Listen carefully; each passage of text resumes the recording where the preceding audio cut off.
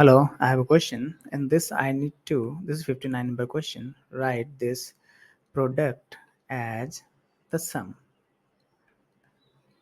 Okay, we have a formula that 2 cos A cos B, if we have, this could be written as cos A plus B plus cos A minus B.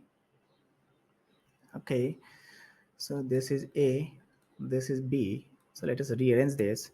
I should write 3 by 2 into 2 cos 4x